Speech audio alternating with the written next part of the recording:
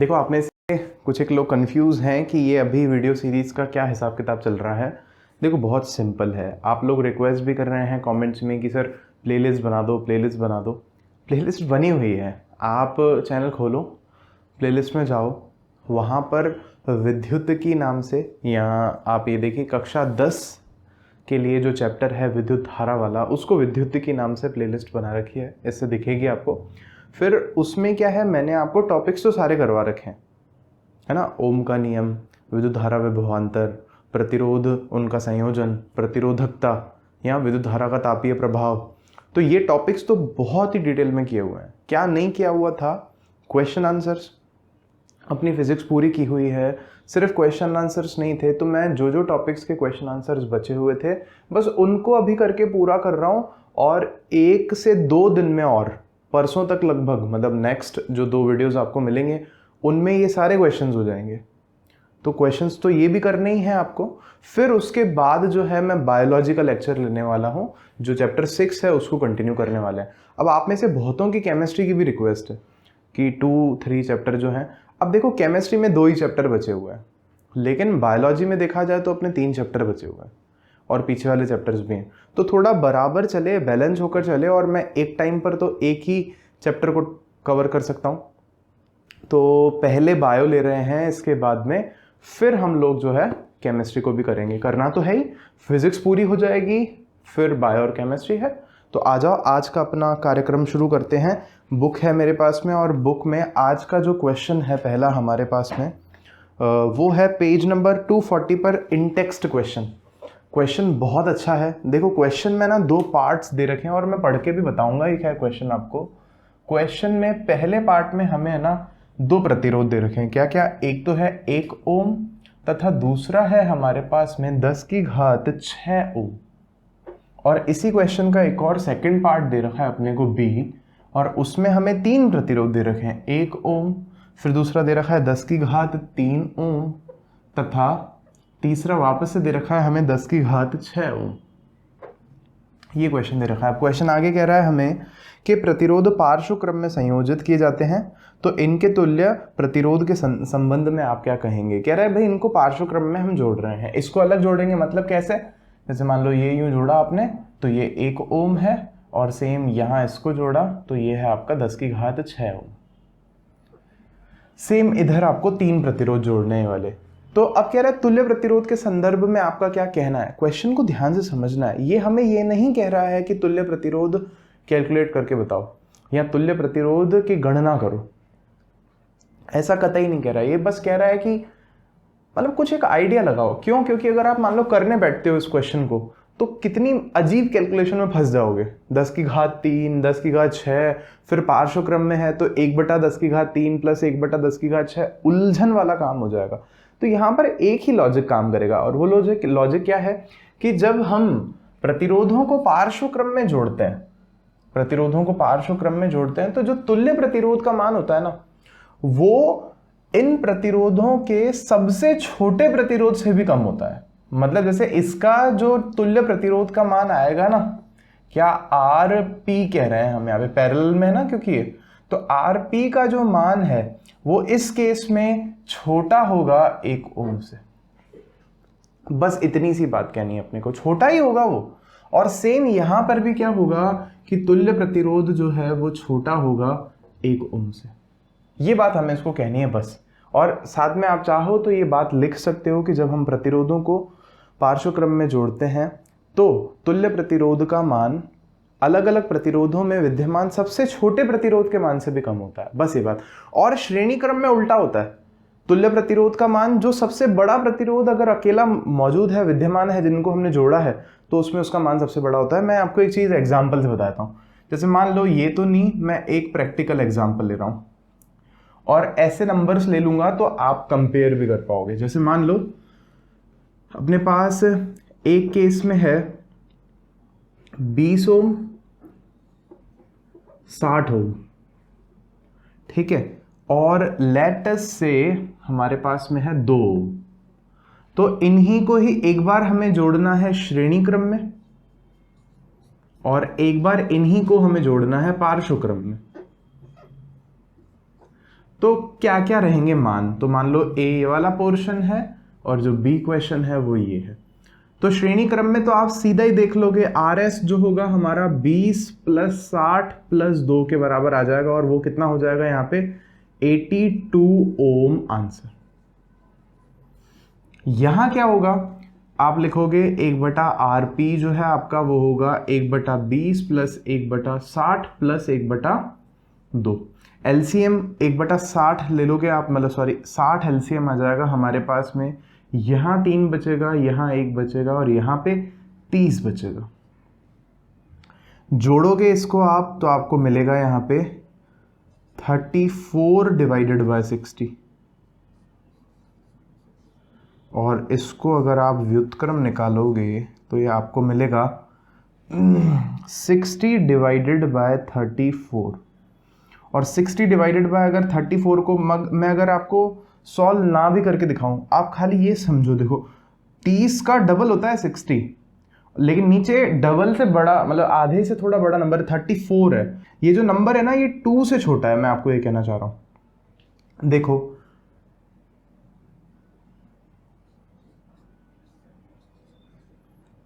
और ये आपके पास आएगा 17 + 7 = 119, तो ये लगभग आ रहा है आपका 1.7 और समथिंग ओम। तो मैं आपको बस क्या बताना चाह रहा हूं, यहां पर आएगा आपके पास में 82 ओम। तो 82 सबसे ज्यादा है, तीनों से ही ज्यादा, मतलब तीनों तो छोड़ो, सबसे बड़ा 60 है ना, तो 60 से भी ज्यादा है श्रेणी क्रम में। लेकिन वही चीज अगर आप यहां देख रहे हो तो 1.7 आ रहा है, और 1.7 सबसे छोटे वाले से भी छोटा है, और सबसे छोटा वाला प्रतिरोध कितना है यहाँ पर 2 ओम, तो वो 2 से भी छोटा है। तो बस वही चीज यहाँ लिखनी है, करके नहीं बताना है इस क्वेश्चन को, और आगे बढ़ जाना है। सेकंड क्वेश्चन देख लो। सेकंड क्वेश्चन थोड़ा अच्छा है। क्वेश्चन हमें कह रहा है कि 100 ओम का एक विद्युत लैंप, 50 ओम का एक विद्युत टोस्टर तथा 500 ओम का एक जल फिल्टर 220 वोल्ट के विद्युत स्रोत से पार्श्व क्रम में संयोजित है। तीन चीजें अपने पास में, तीनों पार्श्व क्रम में जुड़ी हुई हैं। अब उसका डायग्राम अगर आप कहो तो बनाए, नहीं कहो तो ना भी बनाए, चलो बना लेते हैं, मान लो चलो। तो यहां पर है 1, 2 और ये 3, R1 R2 R3 कह सकते हो। और ये कितने कितने दे रखे हैं अपने को, 100, 50 और 500। 100 ओम, 50 ओम और ये आपका 500 ओम, इनको 220 वोल्ट से आपने जोड़ रखा है। अब कह रहा है क्वेश्चन, ध्यान से सुनना, उस विद्युत स्त्री का प्रतिरोध क्या है जिसे यदि समान स्रोत के साथ संयोजित कर दें तो वह उतनी ही विद्युत धारा लेती है जितनी तीनों युक्तियां लेती हैं। कह रहा है एक विद्युत स्त्री है मान लो, और इसको हम क्या करें, समान स्रोत से जोड़ें, मतलब 220 वोल्ट से ही जोड़ें उसी घर में अपन। तो क्या देखने को मिलता है, जितनी विद्युत धारा आई ये तीनों चीजें मिलाकर के ले रही है ना, उतनी ही विद्युत धारा वो अकेली लेती है। ये आर हो जाएगा स्त्री का, आयरन का, RI लिख देता हूं मैं यहाँ पे। तो कह रहा है ऐसी हमने जोड़ी है कि उसकी विद्युत धारा वो उतनी ले रही है जितनी ये तीनों मिलाकर के ले रही है। तो क्वेश्चन इसने क्या पूछा है हमसे, तो कह रहा है यह भी ज्ञात कीजिए कि इस विद्युत स्त्री से कितनी विद्युत धारा प्रवाहित हो रही है। इंटरेस्टिंग है क्वेश्चन, कि हमें बताना है कि इस विद्युत स्त्री में से कितनी। तो अब ऑब्वियस सी बात है, आपको ये R बताना है और साथ ही साथ ये I का मान आपको निकाल करके बताना है। दो क्वेश्चंस पूछे हैं तो बहुत सिंपल है, I जो यहाँ है वही यहाँ है, तो यहाँ पर I निकालने के लिए हमें तुल्य प्रतिरोध निकालना पड़ेगा पहले। तो यहाँ पर तुल्य प्रतिरोध जो है RP वो कितना हो जाएगा, 1/100, 1/50, 1/500। ये हो जाएगा आपका 500, 5, 10 और ये 1, ये हो जाएगा आपका 16 और बटा 500। यहाँ आप देखोगे RP का मान आएगा आपके पास 500/16, that is equal to 250, 8, that is equal to 125 और 4। अब भाग दे दो सीधे सीधे आप, तो आपके पास बचेगा यहाँ पर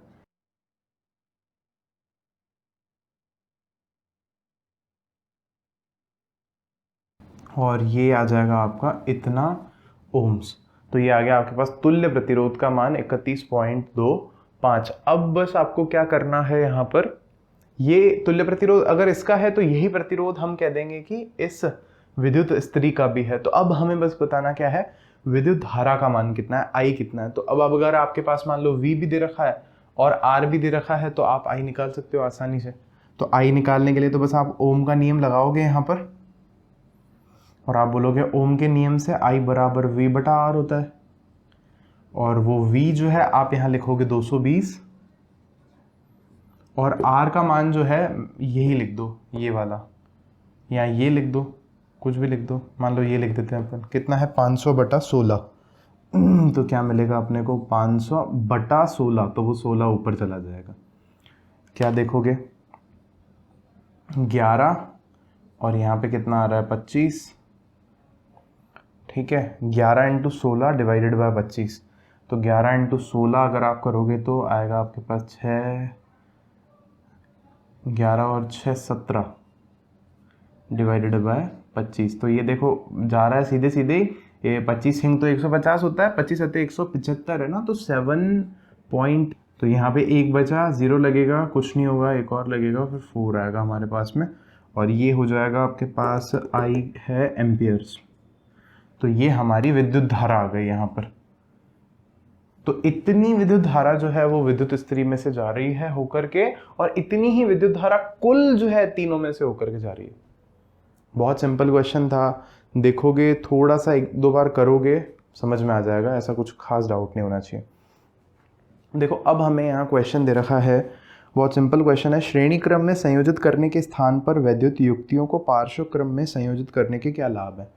आपको पता है एक बहुत बड़ा जो लाभ है ना वो तो आपको पता है। मतलब ये हमसे पूछ रहा है श्रेणी क्रम वर्सेस पार्श्व क्रम, मतलब सीरीज वर्सेस पैरेलल।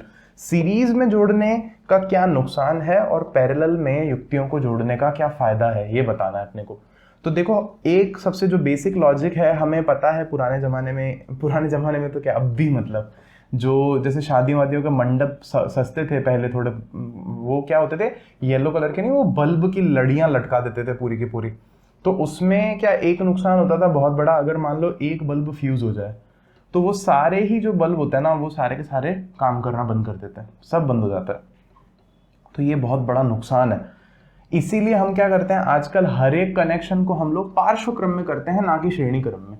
तो सबसे पहला जो पॉइंट है आप वो ये मेंशन करोगे कि पार्श्व क्रम में जुड़ी हुई युक्तियां, एक किसी युक्ति के बंद हो जाने पर सारी युक्तियां बंद नहीं होती।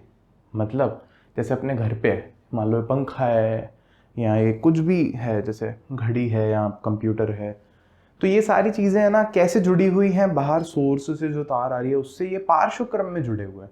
मतलब सबके पास अपना जो फेज का कनेक्शन है ना वो अलग है, आप यूं समझ सकते हो। मतलब कहने का मतलब बस इतना सा है कि अगर मान लो पंखा बंद हो जाएगा तो उसका मतलब ये नहीं है कि फ्रिज भी बंद हो जाएगा।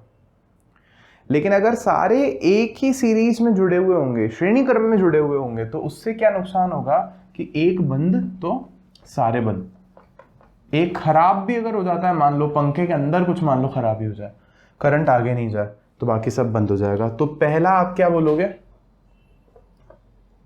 एडवांटेज है कि एक युक्ति के खराब होने पर सारी बंद नहीं होती, पहला किसमें, पार्श्व क्रम में, याद रखना।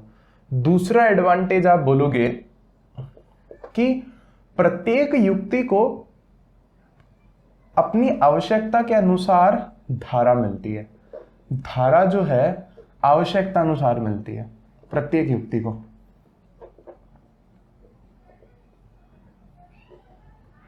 ये समझना कैसे भाई, हर एक जो डिवाइस है हो सकता है ना कि उसकी विद्युत धारा की जो रिक्वायरमेंट है वो अलग है। कोई बोल रहा है भाई मेरे को ज़्यादा विद्युत धारा चाहिए, कोई बोल रहा है मेरे को कम विद्युत धारा चाहिए। लेकिन हमने समझा था कि अगर मान लो डिवाइसेस हमारे पास में सीरीज में अगर जुड़े हुए हैं तो क्या होता है, उनके पास चॉइस नहीं होती। यहाँ से जितनी धारा जाएगी वही इसमें भी जाएगी, वही इसमें भी जाएगी, वही इसमें भी जाएगी। तो ये तो गलत है ना। हर एक को आप सेम खाना थोड़ी खिला सकते हो। छोटा बच्चा अपने हिसाब से खाएगा, बड़ा जो है वयस्क जो है अपने हिसाब से खाएगा, कोई अगर उम्र दराज हैं जिनके दांत कमज़ोर हैं वो अपने हिसाब से खाएंगे। तो प्रत्येक युक्ति को जो धारा है वो आवश्यकता अनुसार प्राप्त होती है, अलग अलग मिलती है। तीसरा जो एडवांटेज है वो आप लिखोगे कि जो सारी युक्तियां हैं वो समान विभवांतर से जुड़ी हुई होती हैं। समझो ये बात बहुत इंटरेस्टिंग है, सभी युक्तियां समान विभवांतर से जुड़ी होती हैं।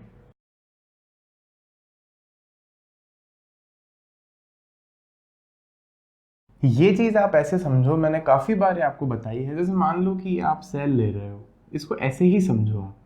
तो आपने एक तार जोड़ करके मान लो एक बल्ब जोड़ दिया, तो अब आपके पास अगर दूसरा बल्ब जोड़ना हो तो एक रास्ता तो आपके पास क्या है कि मान लो आप इसी में क्या करो, एक बल्ब जोड़ो, फिर उसी में दूसरा बल्ब जोड़ो, फिर तार को यहां लगा दो।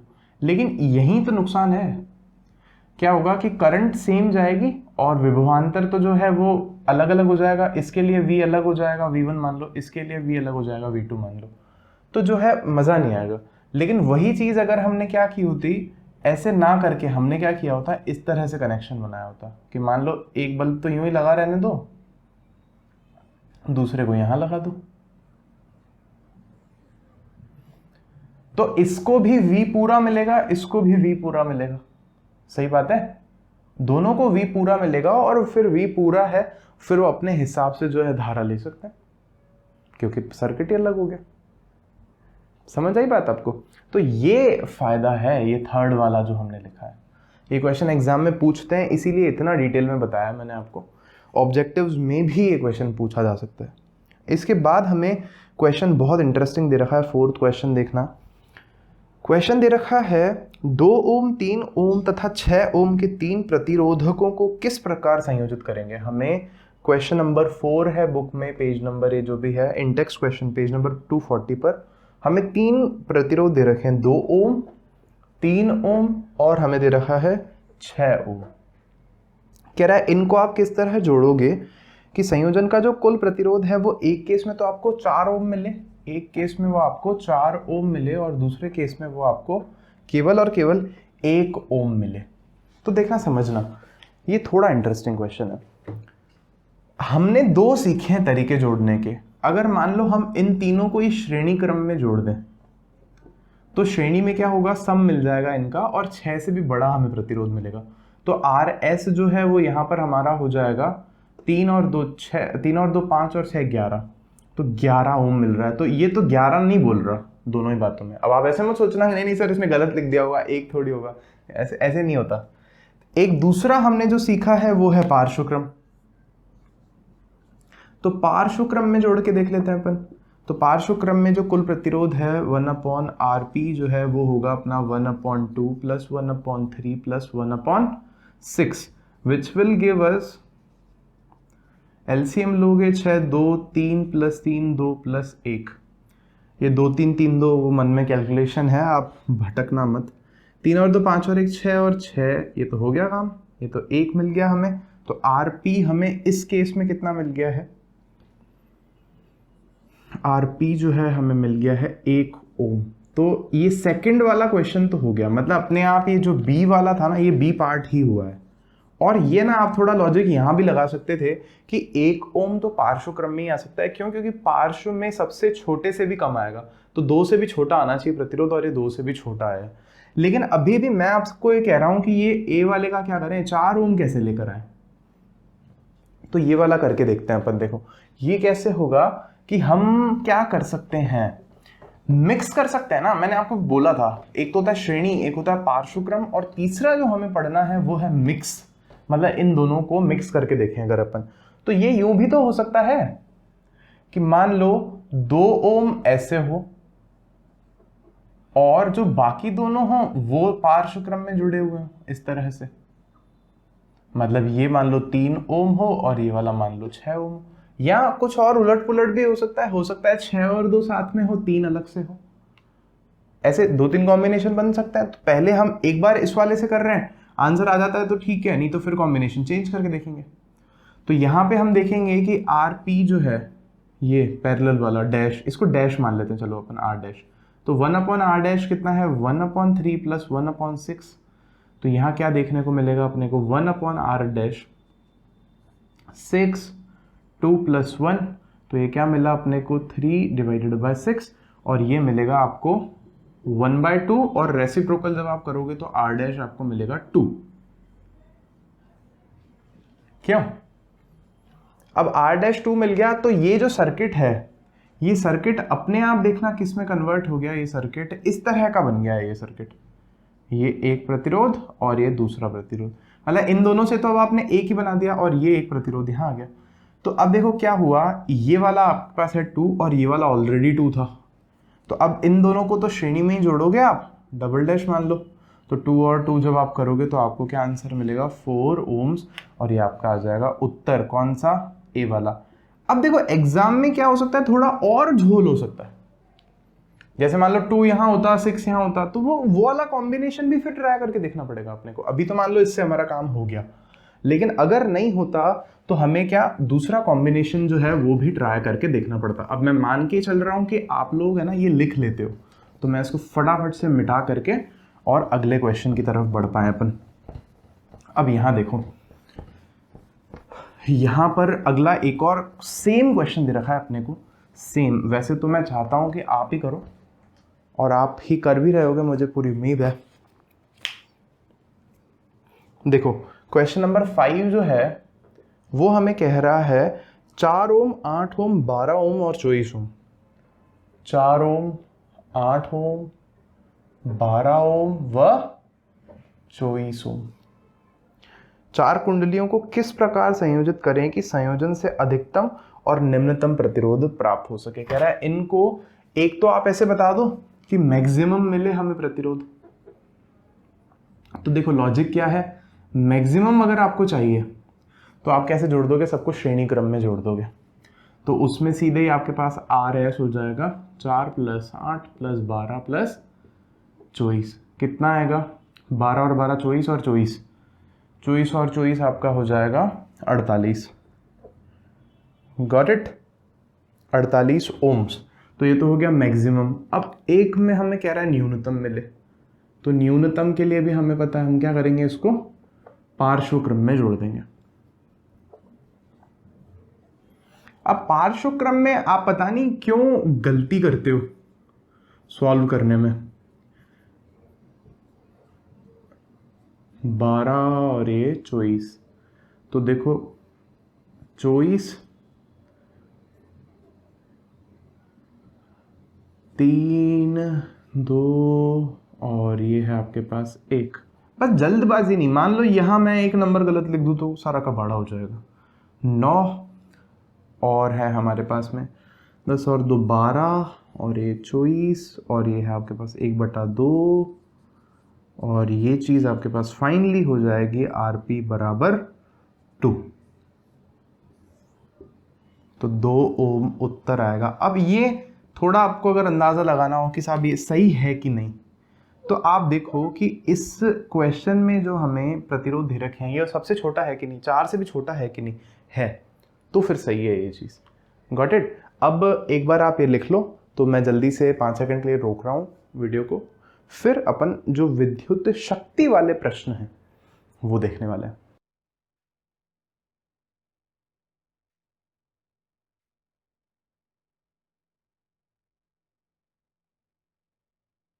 देखो अब 2 टॉपिक से रिलेटेड क्वेश्चंस करेंगे अपन, थोड़ा ये लंबा चलेगा सेशन।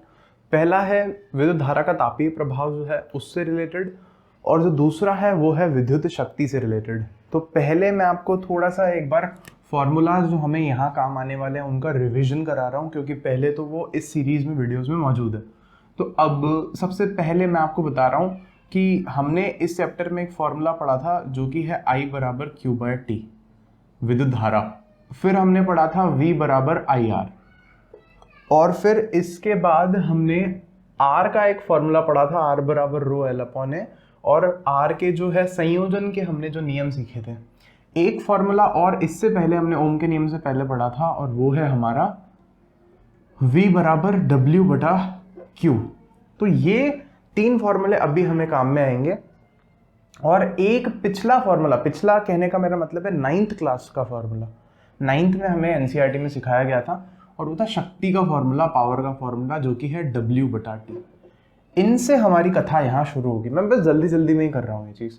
तो इस सूत्र में अगर आप देखो तो W है, W शक्ति के सूत्र में, तो W का जो मान है मैं यहाँ से रख सकता हूँ यहाँ पे। तो इस सूत्र में अगर मैं देखूँ तो मैं कह सकता हूँ P बराबर W की जगह मैं लिख रहा हूँ V into Q, V into Q बटा T। और हमें पता है बहुत अच्छे से कि ये जो V बटा T है, सॉरी V बटा T नहीं, Q बटा T, Q बटा T का मान होता है I। तो यहाँ पे हमें फॉर्मूला 1 मिलेगा P बराबर V इंटू I। P क्या है? हमारी विद्युत शक्ति। P क्या है? हमारी विद्युत शक्ति। और इसका जो मात्रक है वो मात्रक है वाट। ठीक है, तो ये मात्रक आ गया इसका यहाँ पर वाट। अब हम क्या करेंगे, इस फॉर्मूला में ओम का नियम लगाएंगे। तो V का मान कितना है? IR है ना, तो यहाँ रखेंगे अपन। तो P बराबर हो जाएगा IR इंटू I। तो हमें एक और फॉर्मूला क्या मिलेगा? P बराबर I स्क्वायर R। और एक काम हम और कर सकते थे कि भाई ओम के नियम से अगर हम ध्यान देते तो I बराबर V बटा R भी तो होता है। मतलब हमने यहाँ पे किसका मान रखा? V का मान रखा, लेकिन हम चाहते तो I का भी रख सकते थे। और अगर I का रखते, अगर हम जो है यहाँ पर I का मान रखते तो P बराबर क्या मिलता हमें? P बराबर मिलता हमें V into V upon R। और हमारे पास एक और फॉर्मूला होता P बराबर V स्क्वायर बटा R। तो ये हमारे पास कुछ एक फॉर्मूलाज आ गए यहाँ पे। अब एक छोटी सी चीज़, वो छोटी सी चीज़ यहाँ पर इतनी सी है, आप देख ही लो इकट्ठे ही, फिर हम कर सकते हैं क्वेश्चंस। कि मैं आपको ये कह रहा हूँ कि जो कार्य है वो ऊर्जा के बराबर होता है, और यहाँ पर वो ऊर्जा ऊष्मा ऊर्जा के रूप में है। कार्य और ऊर्जा एक ही चीज़ होती है, ऐसे समझो आप कि मतलब एक चीज़ है नहीं वैसे, लेकिन सेम है एकदम। कि मैं कितना ऊर्जा लगाऊंगा इसको उठाने में, उतना ही मेरे को कार्य करना पड़ेगा ना। मतलब जितनी मैं ऊर्जा लगा रहा हूँ उतना ही कार्य होगा भाई। इसका मतलब वही है, आप जितना पैसा खर्च करोगे उतने पैसे का ही सामान मिलेगा ना आपको। तो जितनी ऊर्जा लगाओगे उतना काम होगा, सिंपल। तो कार्य और ऊर्जा एक ही है एक तरह से। और यहाँ वो ऊर्जा जो है वो कौन सी ऊर्जा है? ऊष्मा ऊर्जा, हीट एनर्जी। तो H को भी हम यहाँ पर बराबर लिख रहे हैं। फिर देखो उसके बाद यहाँ से इसको देखो, अगर ऐसा है तो फिर कार्य का जो सूत्र है वो P गुणा T होना चाहिए कि नहीं? तो कार्य का जो मात्रक है या ऊर्जा का जो मात्रक है, वो क्या हो सकता है? वाट। और समय का मात्रक मान लो सेकंड, या सेकंड की जगह मान लो अगर घंटा लिखा हुआ हो, मतलब यहाँ सेकंड टाइम हो, मतलब सेकंड तो क्या है, यहाँ टाइम हो और यहाँ वाट हो। वाट और अगर समय कुछ भी साथ में हो तो वो किसका मात्रक होगा? आपका ऊर्जा का मात्रक होगा, ना कि शक्ति का। ये क्यों बता रहा हूँ? अभी क्वेश्चंस में काम आएगा, सब कुछ क्वेश्चंस में काम आएगा। अब देखो बस एक छोटी सी चीज कर रहा हूं मैं यहाँ पे। अगर मैं इसमें ऐसे लिखूं कि P का मान अगर मैं यहां से लिख दूं, मान लो ये वाला, तो ये फॉर्मूला मेरे पास क्या हो जाएगा? I square R into T. और आप नोटिस करोगे हमारी किताब में ये ऐसे लिखा हुआ है NCERT में, I स्क्वायर R टी। मैंने बहुत जल्दी बताई है ये चीज़, क्योंकि पिछले वीडियो में मैंने डिटेल में बताई है ना। कार्य ऊर्जा शक्ति मैंने 2 वीडियोस भी बना रखे हैं, आप उनमें देख सकते हो। और नहीं तो भी तो अगर आप थोड़ा सा लॉजिक लगाओगे तो ये चीज़ आपको बहुत जल्दी समझ में आ जाएगी। तो H is to I square R t. अब देखो हमें बुक में एग्जाम्पल दे रखा है, सबसे पहले 12.10 एग्जाम्पल हमें कह रहा है किसी विद्युत इस्त्री में अधिकतम तापन दर के लिए 840 वाट की दर से ऊर्जा उपभुक्त होती है। मतलब एक आपके पास विद्युत इस्त्री है और उसमें मान लो 2 केसेस बना दिए इसने। पहले केस में कह रहा है कि 840 वाट है आपके पास में अधिकतम। जब उसको तेज कर देता है ना, इस्त्री में बटन होता है आयरन में, वो बहुत स्पीड में तो क्या चल रही है, मतलब बहुत जल्दी गर्म हो रही है। तो ये कि इस ऊर्जा मतलब इस दर से जो है ऊर्जा उपभोक्त होती है, तो ये शक्ति दे दी आपको। और दूसरे केस में जो आपको शक्ति है इसने P, वो दे दी है 360 वाट। इसको आप P2 लिख दो, P1 लिख दो, P2 कर दो, इसको P1 बोल दो। तो कह रहा है तथा 360 वाट की दर से उस समय में उपभुक्त होती है जब तापन की दर निम्नतम है। यदि विद्युत स्रोत की वोल्टता V 220 है तो दोनों प्रकरणों में विद्युत धारा तथा प्रतिरोध के मान परिकलित कीजिए। विद्युत धारा तथा प्रतिरोध कह रहा है दोनों ही प्रकरणों में जो आपके पास V है वो है 220 वोल्ट। तो कह रहा है दो चीजें आपको परिकलित करके बतानी है यहाँ पर, एक तो धारा I और दूसरा जो है प्रतिरोध R। तो सिंपल है, पहले अगर हम ये वाला फॉर्मूला लगा दें P = VI, सबसे बेसिक फॉर्मूला, तो हमें क्या देखने को मिलेगा यहाँ पर, I बराबर जो है वो है आपका P/V। I बराबर P/V और P है हमारे पास यहाँ पे 840 और V है हमारे पास 220। तो ये चीज हमें मिलेगी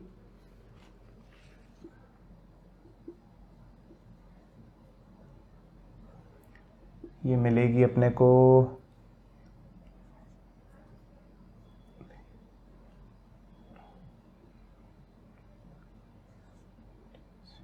आगे नहीं कर रहा हूं मैं, इतना ही कर रहा हूं, 3.8 एम्प्स। और सेम अगर आप यहाँ करोगे तो यहाँ पे मिल जाएगा। अगर अब आप सोचो कि आपके पास I है, आपके पास V है, तो आपसे R पूछा है प्रतिरोध, तो प्रतिरोध तो यार बच्चों का ही काम है ना, आप ओम का नियम लगा के निकाल करके बता दोगे। R बराबर V/I, तो क्या देखने को मिलेगा अपने को यहाँ पर, V है हमारे पास में 220 वोल्ट और I है हमारे पास में 3.8 लिख सकते हैं, या ये चीज़ भी लिख सकते हैं अपन यहाँ पर। तो यही अगर हम लिखें मान लो, जो कि है 42/11, तो ये आप लिखोगे 42/11, तो ये /11 जो है ऊपर चला जाएगा और इन दोनों का जवाब भाग दोगे तो ये मैंने किताब में ही देख लिया है भाई यार, आपका 57 पॉइंट कुछ आएगा, 57.6 ओम्स। और सेम आपको जो है पैटर्न इस क्वेश्चन में फॉलो करना है। मैं बहुत जल्दी से कर देता हूँ इसको, आप देखो कि आप यहाँ पर भी क्या करोगे, I बराबर जो है आपका वो हो जाएगा P/V। तो P का मान है आपके पास में 360, V का मान है 220। ये आ गया आपके पास I का मान, भाग देते, तो भाग अगर आप दे रहे हो तो ये आपके पास आ जाएगा 1 और 363 एम्प्स आंसर आ जाएगा। देखो पॉइंट में कुछ थोड़ा मोटा इधर उधर हो तो आप संभाल लेना, मतलब चेक करते रहना। फिर उसके बाद है हमारे पास में V = IR, अगर आप लगाओगे तो R उस हिसाब से हो जाएगा आपके पास में V/I। तो V है आपके पास 220 वोल्ट अगेन, और I है इस बार आपके पास 1.63, या ये चीज़ भी आप ले सकते हो, दैट इज़ 18/11। तो आप मान लो यहाँ लिख देते हो 18/11, तो ये 11 यहाँ चला जाएगा। भाग दे दोगे वापस से आप तो ये आपको मिलेगा 110, और 9 को अगर मान लो मैं गुणा ही कर दूँ, भाग दे दूँ 11 में, तो हमें मिलेगा 1.20, तो ये हो जाएगा 2 और 2 चलता रहेगा। तो मान लो 1.23 हम लिख देते हैं इसको, और इसको आप मल्टीप्लाई कर दोगे यहाँ पर, तो ये हो जाएगा कुछ इस तरह से। इसको आप लिख सकते हो 11 × 12.3, और इसका आ जाएगा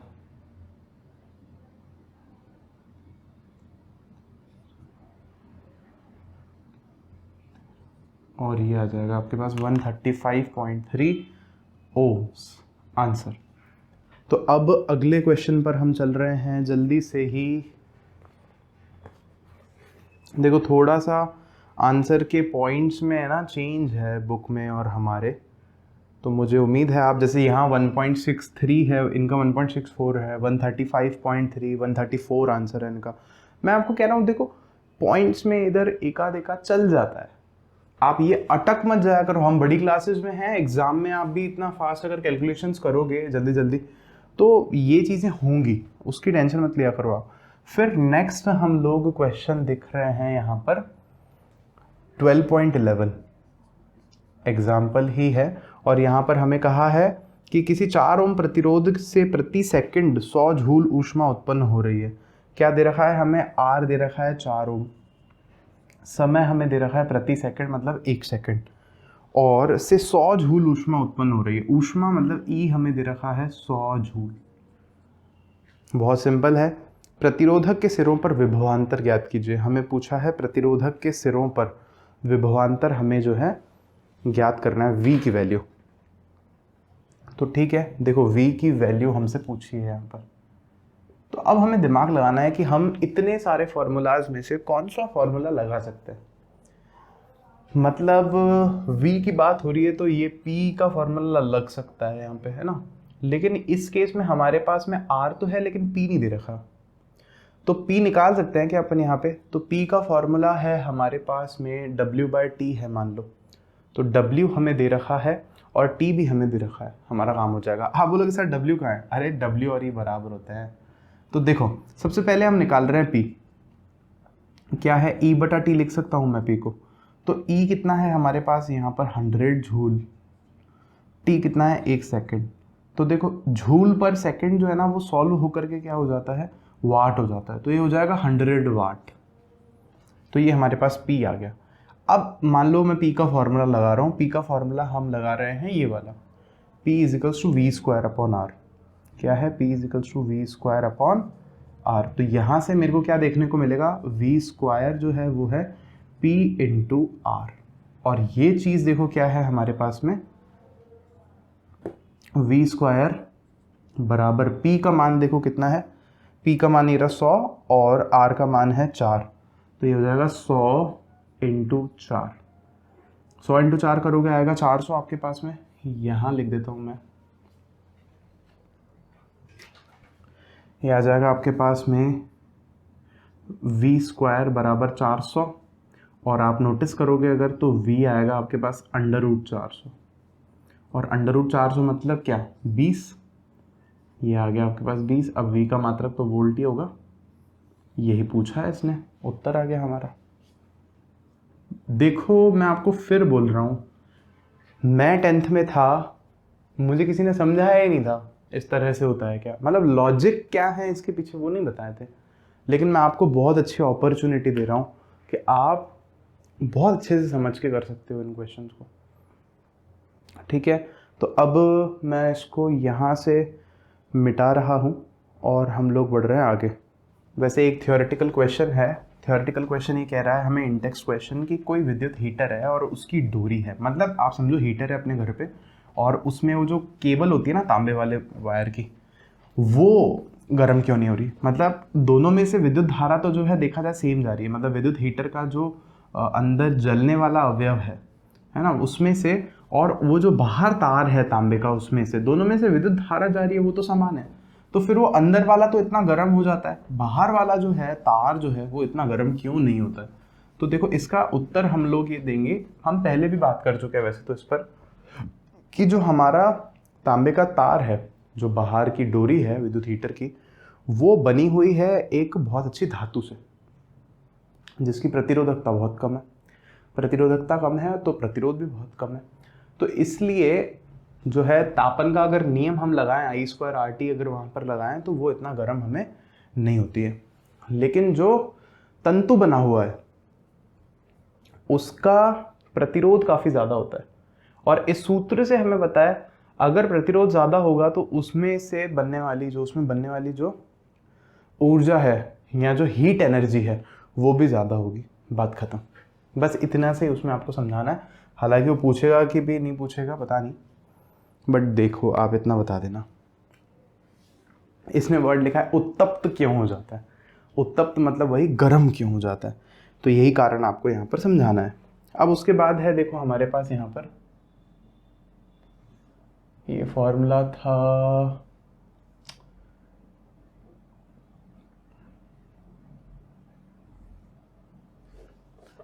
मैं सीधा लिख देता हूँ, ये फॉर्मूला था हमारे पास में P = V²/R। तो अब देखो अगला क्वेश्चन है, 1 घंटे में 50 वाट विभवांतर से 96,000 कूलाम आवेश को स्थानांतरित करने के लिए उत्पन्न ऊष्मा को परिकलित करना है। ये क्वेश्चन नंबर 2 है इंटेक्स। क्या है, 1 घंटे में मतलब समय हमें दे रखा है 1 आवर, 50 वाट विभवांतर, वाट गलत लिखा है इसने, वोल्ट आएगा क्योंकि विभवांतर है। तो V का मान इसने हमें 50 दिया है फिर कह रहा है से 96,000 कूलम, से 96,000 कूलम, क्यू हमें दे रखा है 96,000 कूलम्स को स्थानांतरित करने में उत्पन्न ऊष्मा को परिकलित करो। हमें मतलब निकालना है उत्पन्न ऊष्मा, मतलब E या H भी लिख सकते हो आप, ये चीज़ हमें बतानी है। तो देखो यहाँ अगर हम थोड़ा सा ना बचपन वाला दिमाग लाया ना, बच्चों वाला, तो ये फॉर्मूला आप नोटिस करो। आप तो ये देखो जो चीज़ें हमें दे रखी है ना वो किस फॉर्मूले में आ रही हैं, आपका काम हो जाएगा। अगर आपको ये पकड़ना आ गया ना आपका काम हो जाएगा। अब यहाँ देखो आप, हमें Q दे रखा है और कोई फॉर्मूला नहीं है आई वाले के अलावा जिसमें Q की बात हो रही हो। Q सिर्फ इकलौते ही फॉर्मूले में बात हो रही है Q। और आप साथ ही साथ देखो V की भी बात हो रही है यहाँ पे, तो 50 वोल्ट हमें V भी दे रखा है। मतलब दोनों एक ही फॉर्मूले में मिल गए तो आपका काम ही हो गया। तीसरी चीज इसने पूछी होगी, तीसरी चीज इसने पूछी है, मतलब H E या W ही तो पूछा है हमसे। देखो ये कितना बड़ा लॉजिक है, H लिखो, W लिखो, E लिखो, यहां बात एक ही है हमारे लिए। कितना बड़ी अंडरस्टैंडिंग है ये वाली। तो यहां पे सीधा लगाओ ना फॉर्मूला, तो आप लिखो, हमें ज्ञात है कि W बराबर Q इंटू V होता है। इस फॉर्मूले से लिखा है, क्या देखने को मिलेगा, W बराबर Q है आपका 96,000 कूलम गुणा V है वोल्ट 50 वोल्ट, और कार्य का मात्रक होता है जूल। करोगे गुणा इसको अगर आप, तो आपको मिलेगा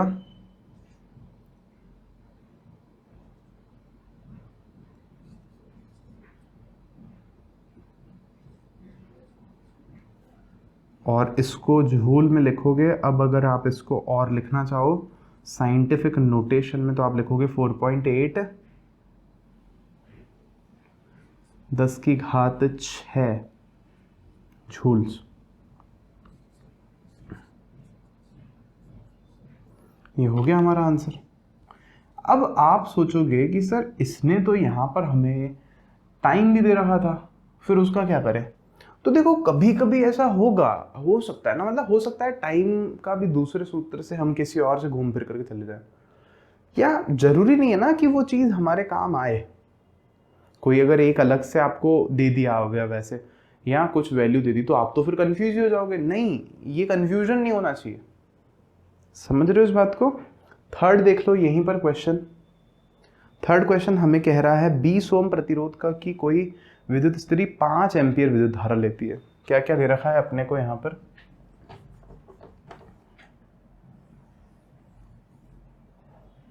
R दे रखा है 20 ओम। 20 ओम प्रतिरोध की कोई विद्युत स्त्री 5 एम्पियर विद्युत धारा लेती है। I हमें दे रखा है 5 एम्पियर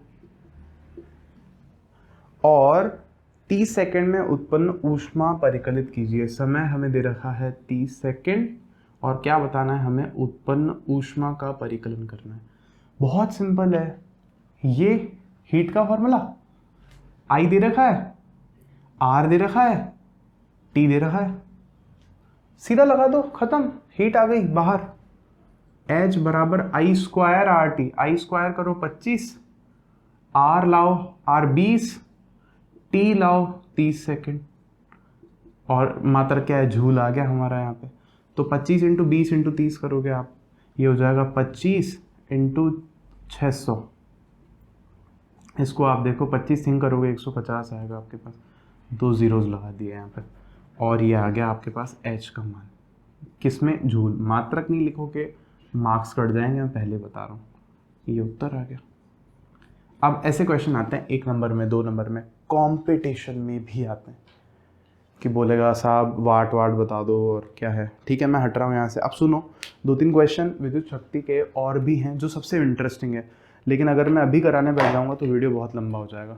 ऑलरेडी लंबा हो गया है, तो उसको अपन नेक्स्ट में लेंगे।